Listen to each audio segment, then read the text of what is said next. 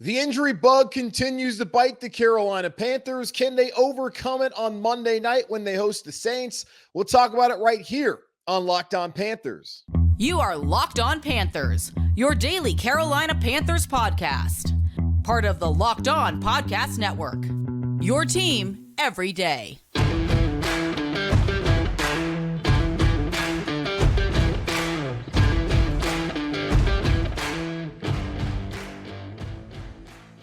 Welcome into another edition of the Locked On Panthers podcast, a part of the Locked On Podcast Network. I'm your host, as always, Julian Council, talking Carolina Panthers with you every Monday, Tuesday, Wednesday, Thursday, and Friday. Your team every day. That's our motto here on the Locked On Podcast Network. Subscribe or follow the show for free on YouTube or wherever you listen to your favorite podcasts. And be sure to follow me, Julian Council, on Twitter at Julian Council, because every single Wednesday throughout the regular season, I'm right here answering your weekly Wednesday mailbag questions. So either at me or DM me over on Twitter at Julian Council to get your questions in for next week's edition of the weekly Wednesday mailbag right here on Locked On Panthers. Today's episode of Locked On Panthers is brought to you by Game Time.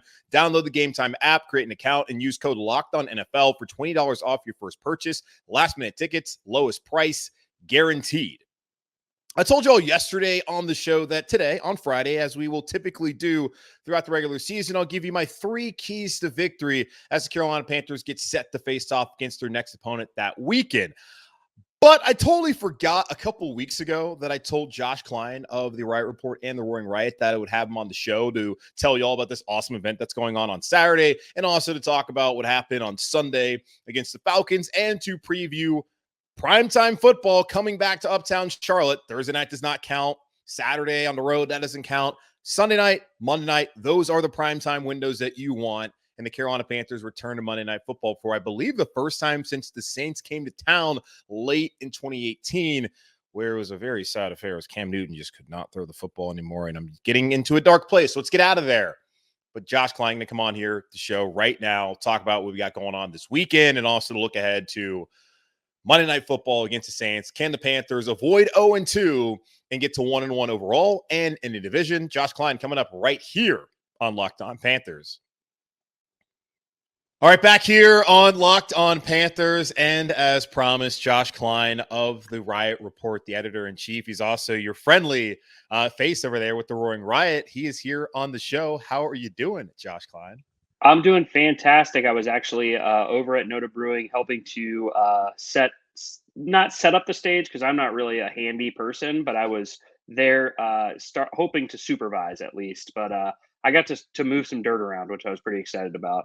And so you're seeing me pre-shower. So this is pretty exciting. Luckily not like a smell-o-vision, scratch and sniff Locked On podcast. Well, that's the second time we've done this where one of us is a pre-shower, because last time we talked was early on a Thursday morning where I had just come back from the gym, didn't get a chance to shower. So I was in my must. Now you are, but we're men. That's what we smell like men. We work hard, and you're out there doing handiwork. So, hey, good for you, man. But you're talking about setting up a stage. And that's part of the reason I got you on the show. Of course, we'll get into what's going on with the Carolina Panthers, but the Roaring Riot has an incredible event going on Saturday, the first inaugural Roaring Riot Kickoff Jam going on at my favorite brewery in town, Noda Brewing Company. Please, if you would, let all my listeners, whether they're even in the Charlotte area or worldwide, let them know what's going on and let them know what they're potentially missing out on, but something that they also should get in on if they haven't already decided to do so far. Yeah, absolutely. I'll kind of give you a little bit of backstory, and then I'll tell you about the actual event. We have talked about for years at the Roaring Riot the idea of like putting on an annual event to kind of help kick off the Panthers season. Not just hey, the Panthers game is here. We have our tailgate with a purpose before the game. That's a block from Bank of America Stadium. We're going to do that every game. We're going to do that every year.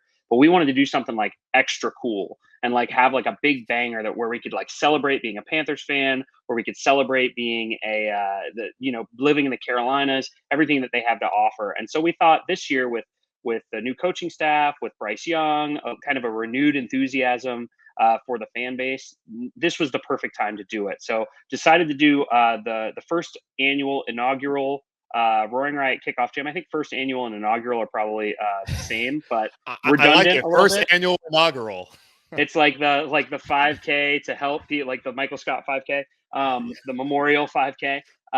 So we got, since the Panthers are kind of throwing it back with their coaching staff, Frank Reich, Dom Capers, we decided to throw it back in terms of our band choices. So we've got Better Than Ezra, Arrested Development, Nappy Roots. This is not just like hey, come out to a brewery and watch a guy with a guitar strum. This is a full-fledged event. They're shutting down Noda Brewing Company for the day. Gates open at 2 p.m. We're going to party all the way till 10. We've got music all day starting at 2. We've got DJ Vinny, who's the Panthers DJ. We've got bands, the 3 that I mentioned, plus some other ones. We've also got, obviously this is more in tune with the Locked On Panthers podcast, got Panthers legends out there. So Thomas Davis will be out there signing autographs, Charles Johnson, Stephen Davis, speaking of throwbacks. Mike Tolbert will be out there, not just like signing autographs, but also like taking selfies and hanging out. They'll be out there. We're partnering with FNZ. They're going to have a fan talk stage with interviews with the legends, beat writers Q&A. I mean, I could keep on listing stuff. Noda brewed an exclusive beer for us, the Kickoff Jam session. We've got some like a football fun zone. There's face painters. So if you have kids and you're listening, bring them out to the Kickoff Jam. Like to me, it's like, it's an all-day event. Like, let's celebrate. Like, this is the home opener. I get it. Brady Christensen hurt. They lost in week 1, but we can still be excited for our team. And if you're listening to the Locked On Panthers podcast, obviously you're a big Panthers fan, and you want to be. At least some people, they want to be happy. You want to be. It's like this is supposed to be fun and entertainment and sports, and I think that's what the Kickoff Jam is embracing. And so we're really excited about it, and we just can't wait for Saturday, and then also for Monday night. I mean, nothing better than kicking off the home season under the bright lights at Monday Night Football. Absolutely. The Carolina Panthers and fun. Like, let's do that. Yeah. You're right. There's a lot of people out there off of Sunday's game, and I understand the 3 turnovers. It didn't look great. Losing to the Falcons, that's never a good feeling, but it's only one game, home opener, back on Monday Night Football, which I believe is the first time since 2018 when they played Drew Brees and the Saints. So it's been a long time, and I don't count Saturday night games in Green Bay in the pandemic season. I don't count Thursday Night Football. It's Sunday night and Monday night. Those are the primetime games. And okay, hold on. You need to tell me though, that Kickoff Jam Session beer, because Jam Session is my favorite beer. And Charlotte, is that going to be canned? Is that going to be sticking around? No, sir, buddy. Exclusively available at the Kickoff Jam Session. It's Jam Session spiked with grapefruit. And we even had Joe Bello develop some cool artwork for it. You can see that on the Roaring Riot social media. It's just like we tried to just go all out. I wrote about it in the Riot Report newsletter on Thursday that, it's like one of those things where we just kept adding and adding and adding to this event because we wanted to be as cool as possible. And now 2018, the last time that a short king for quarterback came to town, now we've got another one playing on the other side of the ball. And I have to stop the show here because I know we're going to talk about the Panthers first. Yeah. But before the show, Julian told me that he did not know any songs by Better Than Ezra or Arrested Development. Nappy Roots, are you familiar with Nappy Roots at all? I know who Nappy Roots is, but okay, I'm sorry. Right. Am I supposed to know songs about Better Than Ezra and Arrested Development? Because yeah, I was born in 83. I'm a 90s kid, but in a way, like not really. I was born in the 90s, but like the early aughts, like that's my formative years, not the 90s. So Everyday People, I mean, that's like a Toyota. It's in a Toyota commercial. Like, everyday people. That's Arrested Development. Mr. Okay, Wendell. So I know that song. Okay. I know that song because it's the beginning of one of my favorite rom-coms, Definitely Maybe, with Ryan Reynolds. It is the beginning of that song. Yeah, you're absolutely right. I feel like we're just revealing embarrassing secrets. I love rom-coms. I love Bravo. I don't care. I'm comfortable with who I am. So people can roast me if they want, but okay. So I do know one of their songs at least. But Arrested Development to me is a TV show with Jason Bateman, Will Arnett. It's true. Hard to find on Google when you're trying to search for Arrested Development gifs. It's not a whole lot of band, not a whole lot of Tennessee or Mr. Wendell out there, but we're really excited about it. And if you can't make it to that, then come out to the tailgate on Monday night. But to me, I think you do both: party all day Saturday, lay in bed all day Sunday, watch football, and then Monday come out for the tailgate. Like that. What kind of better 3 days can you get than that? That's actually perfect timing where you can just rest all day Sunday. Where typically you're going out there getting nuts and kind of struggling at work the next day. Now you can rest up, or you could go out in the town and do what you want to do on Sundays and then get going again on Monday. Let people know ticket prices, like what they can do to go out there, get the tickets if they don't already have them for Saturday. Yeah, absolutely. So the tickets are $70. It's all day affair. I'll even throw out a $5 discount code right here. Use code Riot 2023 for $5 off. And I guarantee you, I'm telling you, you say to yourself, oh, $70, that's a lot, but it's all day. It's $15 a band. You're not going to get any better than that. Go spend that money, get Thomas Davis to sign a helmet, sell that on eBay. You're making money. That's Don't tell him I said that. I hope you're TD. If you're listening, I am not encouraging people to do that. It is smart. Hey, people got to be they got to be smart about that. Got to be businessmen out there and women. So yeah, go check it out. The Roaring Riot annual or the first annual inaugural to kick off the Kickoff Jam, to kick off the season, the opener. I love it. Yeah, all his bands out there, better than Ezra, Arrested Development, Nappy Roots, and a couple other people out there. And of course, some of your favorite Panthers, the Toldozer, Thomas Davis, CJ's out there, and Steven Davis, man. Forget about him. He had a great season there in 03, helping the Panthers get to the Super Bowl. Never forget about that. Jake Delhomme was great. So was Moose and Smitty and Ricky Prohl. But Steven Davis ran for like 1,400 yards that year. So don't forget about that. He was the guy. So, he was the guy. So we'll take care of that, folks. Pause this show right now, whether you're watching or listening, and go get your tickets if you haven't already done so. And if you're somewhere abroad, plan your flight for next year, because I'm assuming they're going to do it again. So get excited, or just put on some Better Than Ezra and just lay back and enjoy yourself. If you're in Australia listening to this, just Pump Deluxe or Good this time of year. Come on, they're classics. You guys said you want to go big. I would just say maybe get a live stream and start selling that to some people who can't make it all over the country and the world that are Panthers fans. But awesome event. I'm upset I can't make it in a way, because I am going to Chapel Hill, my favorite place in the world. So I'm not that upset, but I am disappointed that I can't make it on Saturday. But next year, as long as no scheduling conflicts, as long as you know the band, as long as we book bands that were born that were that existed after you were born. It's not a band thing. I'm okay. Forget it. We'll move on. But I gotta check it out, folks. So let's do this. Let's take a quick pause. So let's come back and I don't know, maybe talk about the Panthers and the injuries and that big game that's going on Monday Night Football. Josh Klein at Josh Klein Rules. He is the editor-in-chief of the Riot Report here on Locked On Panthers. We'll be back here in just a moment. Guys, buying tickets to your favorite event shouldn't be stressful. Game Time is the fast and easy way to buy tickets for all the sports, music, comedy, and theater near you. With killer deals on last-minute tickets and their best price guarantee, you can stop stressing over the tickets and start getting hyped for the fun that you'll have. Forget planning months in advance.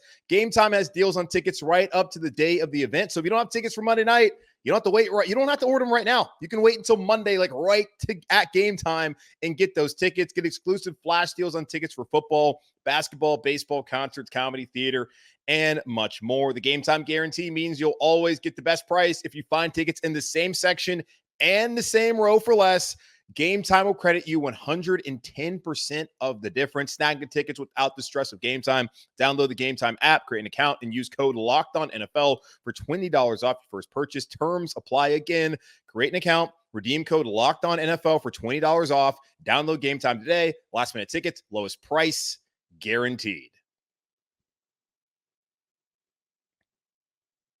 All right, back here on Locked On Panthers. Enough of the Roaring Riot first initial kickoff jam, kickoff party thingy, which you should obviously go to. We're going to talk some football. Because I know a lot of y'all came here to listen to football, but I wanted to also let you know about this cool event. So the injury bug.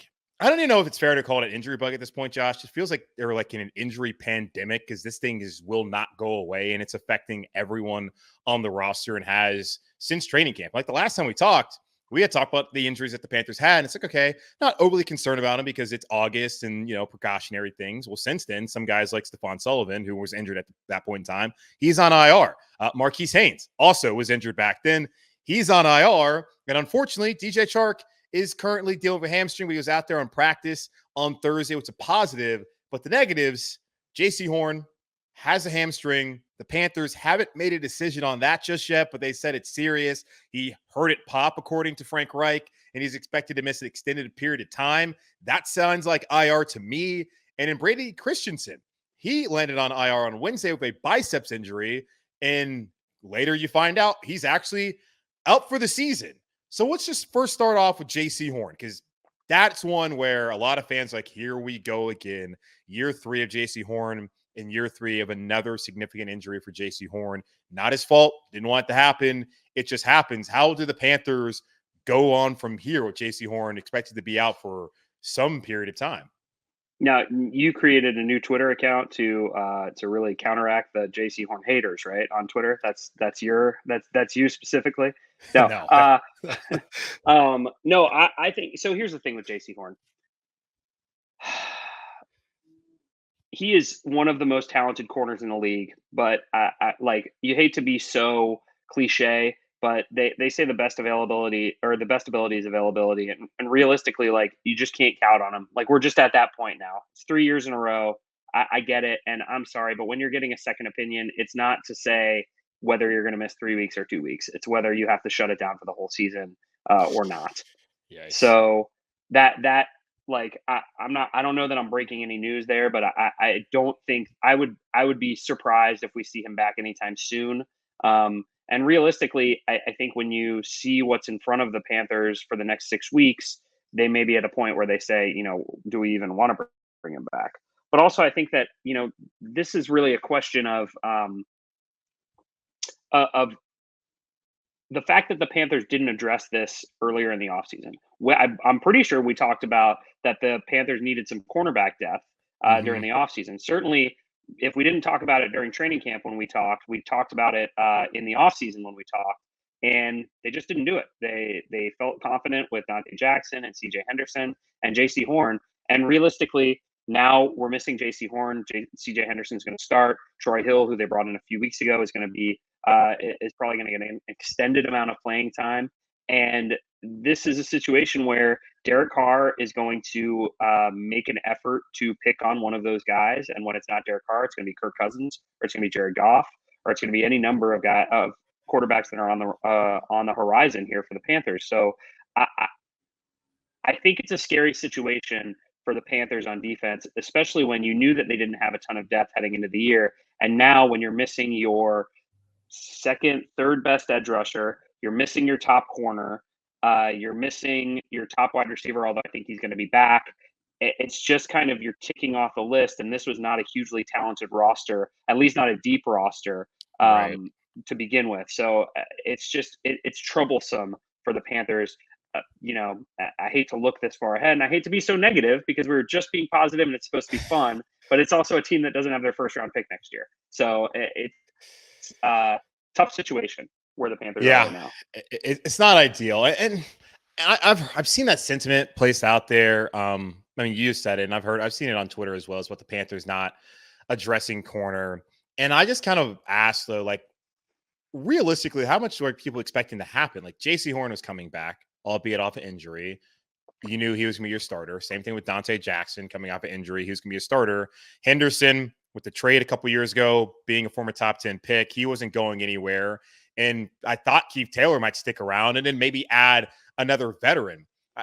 Getting rid of Keith Taylor, I feel like it's kind of put them in a worse situation, because now they lose a guy who has experience at least playing the last 2 years in these situations where Horn has gone out and Jackson's gone out, to where now they bring in Sam Webb, who was with the Raiders last year, but had been on their practice squad. They have Deshaun Jameson, who they picked up off of waivers after he got cut by the 49ers. If they would have had Hill plus Henderson plus Taylor and then, of course, Dante Jackson, I feel like maybe the depth's in a better spot there than where it is now, where it's like, okay, you got a guy who was a UDFA last year that played with the Raiders a lot, started 3 games, played all 17, and then another player, Jameson, who's a UDFA, who hasn't even played a snap in the NFL. So I don't really know, like, how much they're really expected to do at that position, considering you're bringing back 2 starters. You had 2 guys that have been depth pieces, and then maybe add 1 more veteran. I don't know. That's just kind of the thought I had. Like, I don't know how much really could have been done, considering just the position, like the guys already there who were slotted as starters. I mean, you make a good point. At some point you have to trust your guys, and you did invest a first round pick in Jaycee Horn. You gave Dante Jackson maybe not a huge extension, but a middling extension. You certainly paid him some money, so you kind of have to expect these guys to perform, and you can't say to yourself, "Hey, these guys are going to get injured, so we need to be prepared for it." But maybe they should have. I mean, I'm also, I hate to be this guy. I hate to be that guy of like, well, they should have done this last year. They should have traded Brian Burns for 2 first round picks.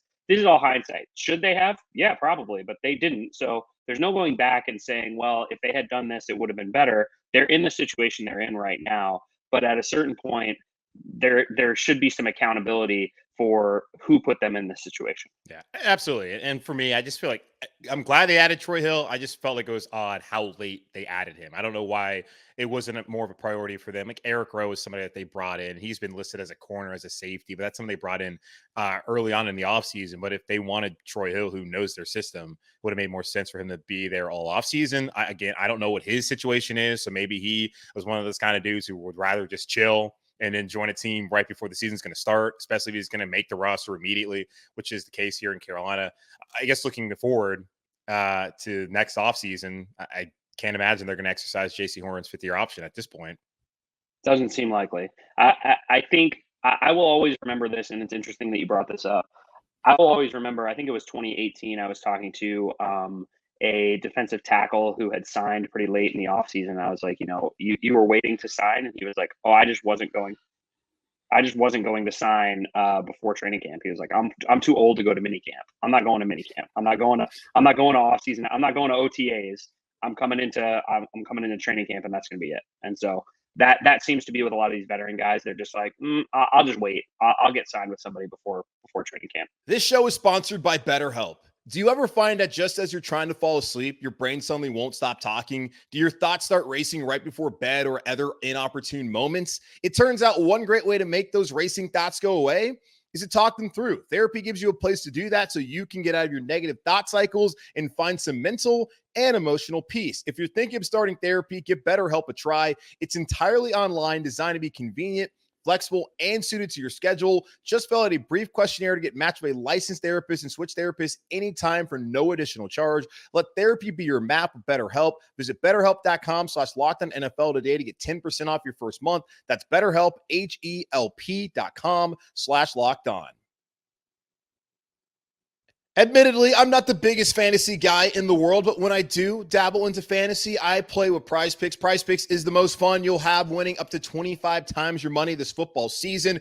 You just select 2 or more players, pick more or less on their projected stats, and then place your entry. Test your skills on Prize Picks this football season. It's the most exciting way to play daily fantasy sports, and if you have the skills, you can turn $10 into $250 with just a few taps. Prize Picks is really simple to play. You can make your picks and submit your entry in less than 60 seconds. Quick withdrawals, easy gameplay, and an enormous selection of players and stat types are what makes Prize Picks, again, the #1 daily fantasy sports app on the market. Go to prizepicks.com/LockedOnNFL and use code LockedOnNFL for a first deposit match up to $100. That's prizepicks.com/LockedOnNFL and use code LockedOnNFL for a first deposit match up to $100.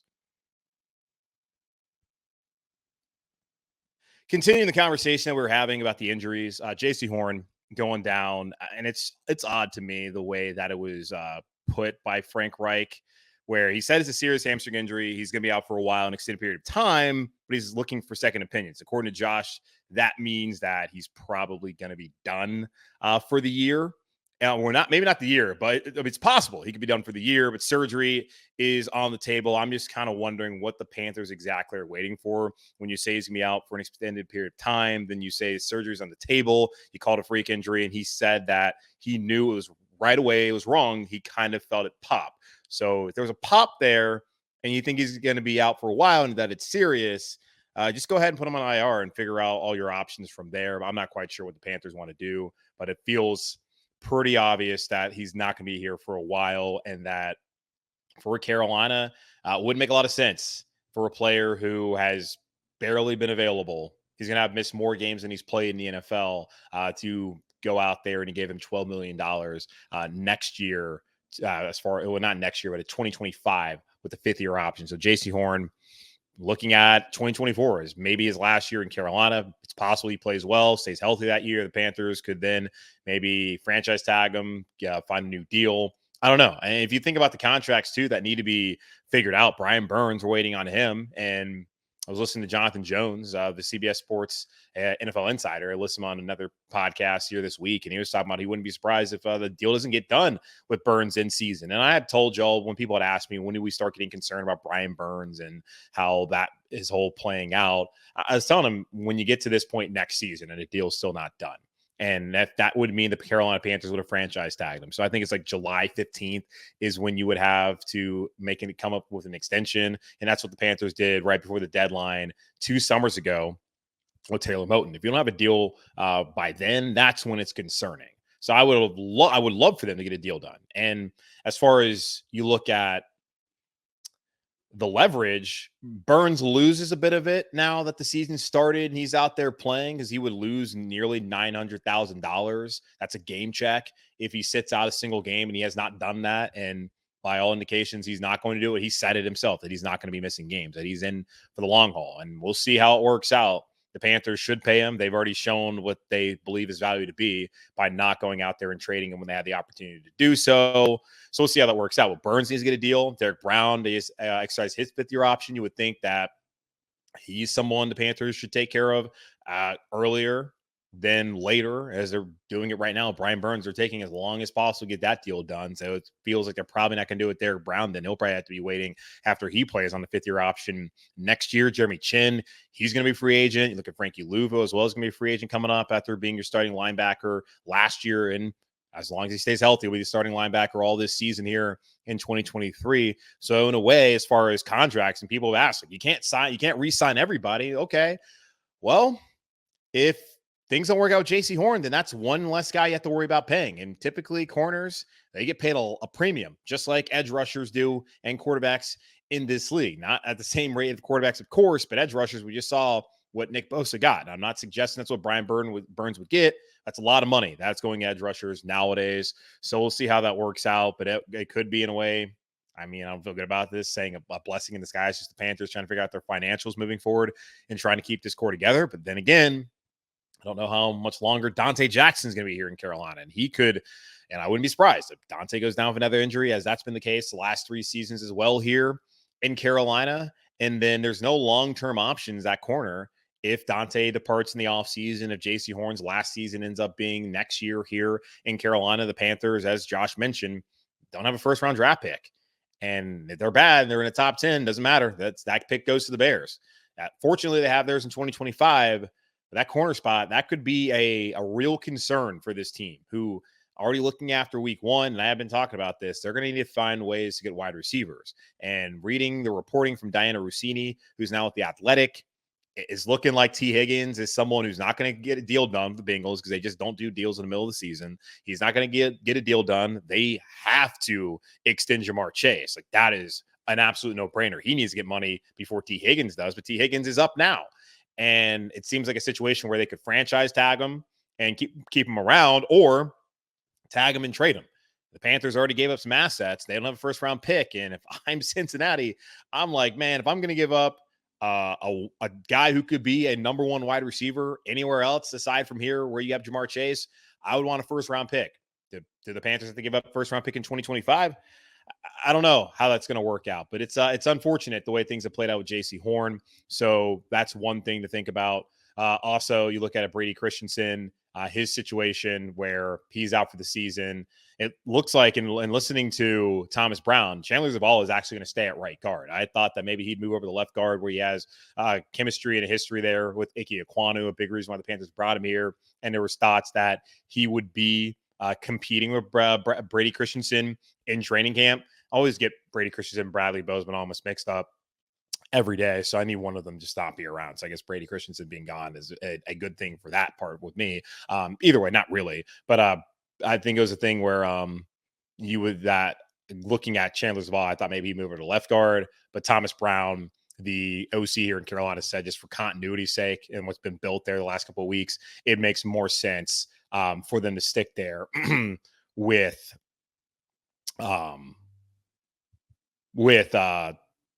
gosh, sorry, losing my train of thought. Well, okay. And I'm doing this and I'm with Chandler Zavala staying at right. He's going to stay at right guard. That means you got Nash Jensen. You also have Justin McCray, who could be elevated from the practice squad, and you have Cade Mays there at left guard who can be battling. Not a great situation for the Panthers to lose two of their starters on the interior of their offensive line. So hopefully everything works out there for the Panthers as they move forward. Because Icky, aside from the false start on Sunday, thought he was fine. And when you look at it with Bradley Bozeman, I feel good about him. Taylor Belton is now the interior and how the Panthers are going to be able to hold up with those guys moving forward. So that's something to look out for as they get to Monday night. As far as the show on Monday, plan on doing keys to victory. That's what I wanted to do today, but totally forgot. I was going to have Josh Klein on the show to talk about the Kickoff Jam going on tomorrow on Saturday at Noda Brewing Company. And also I talk a little bit about what's going on. Unfortunately, he had to pop up the show, couldn't stick around long enough for the entirety of the show, rather. So there we are with the show today. But stay tuned. Monday, going to have the keys to victory, talk about the keys to winning the game, and also give an updated injury report and some other thoughts as Panthers head into that Monday night game against the New Orleans Saints. But that's going to wrap up this edition of the Locked On Panthers podcast, part of the Locked On Podcast Network, hosted by yours, Julian Council. Again, y'all make sure to subscribe and follow the show for free over on YouTube or wherever you listen to your favorite podcast. And be sure to follow me, Julian Council, on Twitter at Julian Council, where on Wednesday, I'll be back once again to answer your weekly Wednesday mailbag questions, either at me or DM me to get those questions into me now. But in the meantime, be safe, be happy, be whole. As always, keep pounding. And I will talk to you guys on Monday as I give you my keys to winning against the Saints on Monday Night Football.